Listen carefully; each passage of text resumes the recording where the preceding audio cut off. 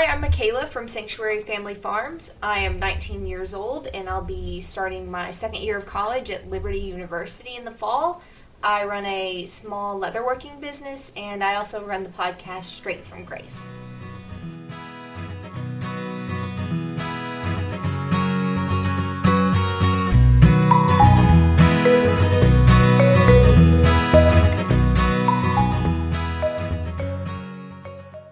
As I look to the future, I feel like I'm a little kid again, begging my dad not to make me ride the roller coaster.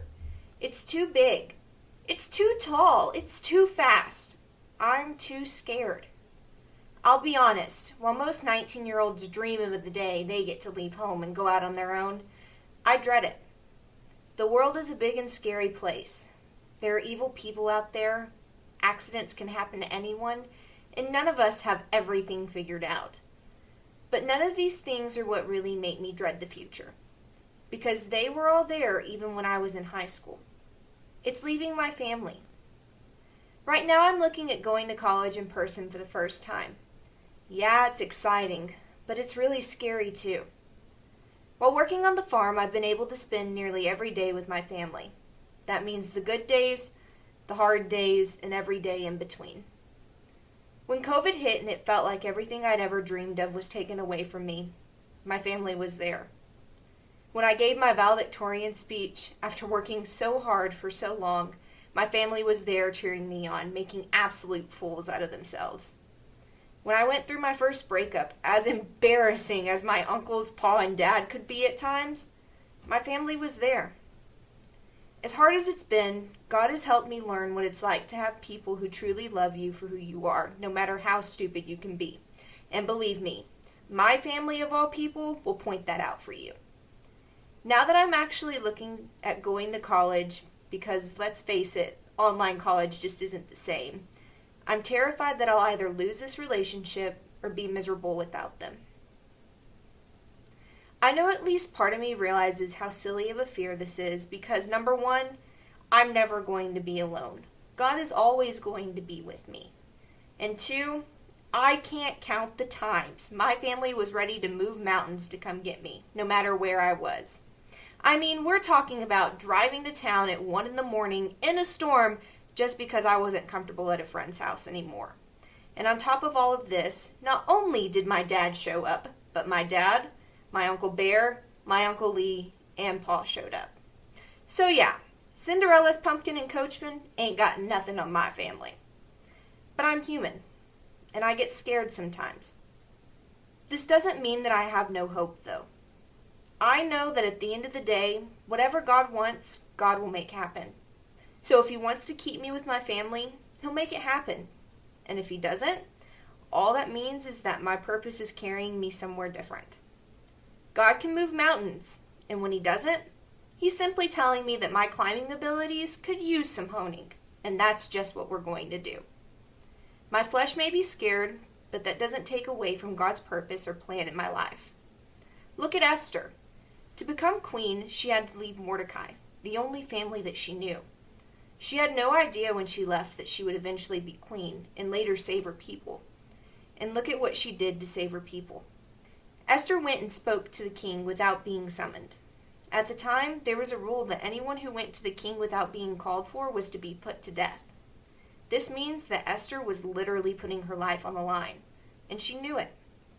Initially, she didn't want to go, but in Esther 4:14, Mordecai tells her, "For if you remain silent at this time, relief and deliverance for the Jews will arise from another place. But you and your father's family will perish. And who knows but that you have come to this royal position for such a time as this." What this meant was that maybe Esther was put into this position of being queen for this exact moment. And if she ran away now, she would be completely ignoring God's purpose for her life. Esther went, and the king found favor in her when she visited by sparing her life, and later allowing her to save her people. It's easy to look at a story like this and say, yeah, well, that's Esther. She couldn't have really thought he was going to kill her. But you know what? I really think Esther knew good and well the risk that she was taking. And even though she was scared, she was resolved to follow wherever God led her. As I walk forward, I'm trying to have faith like Esther, that wherever God puts me, that's exactly where I'm supposed to be. It isn't easy. I still have the fear, but I'm resolved and content to go with the flow and walk out wherever God's path leads me. It might be walking in the dark with nothing but God's light showing me exactly where to go and not a step further. But I believe wholeheartedly that that's all I'm ever going to need.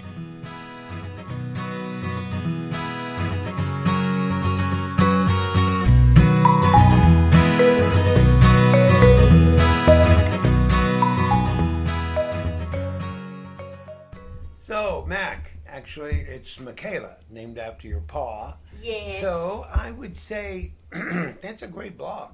Thank you. Now, first of all, I want to ask you a question. I think some people listen to your blog and go, oh, she's just scared. She's a wallflower. She just wants to stay home because she's afraid of the world. But I don't think that's true, do you? It's not entirely true. Yes, I'm afraid of the world, but not in the sense of, oh, I don't want to go out. Oh, this is where I'm comfortable. I have more of a fear of losing the relationship and progress that I've made in not only who I am, but who I am and how I fit in my family. Mm-hmm. So, you're the oldest grandchild, which means you're on the cutting edge of everything that happens, right? Yes, I'm the guinea pig. The pioneer. We call it pioneer, not okay. guinea pig. Okay, so you're Miss Pioneer. And yet, I look at you and I say, you've got this business going of leather, making belts and purses and shoes, and you never learned that growing up, did you? Nope. No, you just decided to do it, didn't you? Yes. Great. All right, now, you're pretty adventuresome, right? Sometimes, yeah. Sometimes. But you're very artistic, too. Mm-hmm. So, what do you think is the greatest thing that your family provides for you? I like to think of my family as like the safety net that acrobats have, and that net doesn't prevent them from falling, but it keeps them from killing themselves when they fall. And, you know, my family will let you fail, and they'll tell you when you fail, but your failures aren't totally final. There's always a way to come back from that. They make sure that you don't go so far as to this is totally unfixable. You know, that's remarkable because sometimes people have to move away from their family to prove who they are. And yet you prove who you are inside your family. And what harder place to do that than grow up where everybody knows and everybody can always remember, oh, remember when you did this, remember when you did that. Yes. And bring it up to you.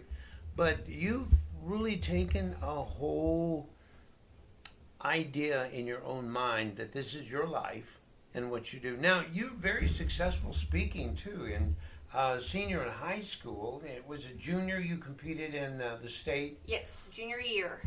In BPA. Mm-hmm. And you won the state, Texas State title, right? Yes. Okay, what was your subject? It was extemporaneous speech. Mm-hmm. What did you talk about? Do you remember? I actually talked about my favorite speaking event, and it was, I get to talk about extemporaneous speech and can talk about whatever I want. Yeah. You've done a lot. You've acted, too. Yes. In high school, you were in one-act play, right? Yes. How did you do there? One-act play, I was Best Actress my sophomore and junior year. What was really neat was my sophomore year I was Best Actress and our play did in advance, which is like totally unheard of. So that was really neat. And then my junior year we ended up advancing for the first time in 10 years. Yeah. And unfortunately, the next year COVID came around and you weren't able to do it. Nope. But that's great. You also direct Christmas plays for the kids, right? Yes, I do. It's Controlled Chaos. And you also are kind of their teacher, mentor right now, aren't you? Yes, I am right now. Okay. That's awesome, Mac. You know, you really reached inside of you for the first time because you were 6 years different from the others. So you were kind of an only kid. Yeah. And pulled it out, but you made your own way and made your own mark. So when it comes to God, what are your thoughts about that? I mean, because other people would say, well, you're 19, you need to be out in the world doing every worldly thing you can do, sowing wild oats. as adventuresome as I am, I like that safety net, and I think that safety net comes from God as much as it comes from my family. And life is hard enough without having someone working against you. So I'd rather be on God's side than have God cursing me for what I'm doing. Great, great. Well, you're a real person, and that's true. And here at Sanctuary Family Farm, there's no pretense. We are what we are. Everybody sees us for who we are.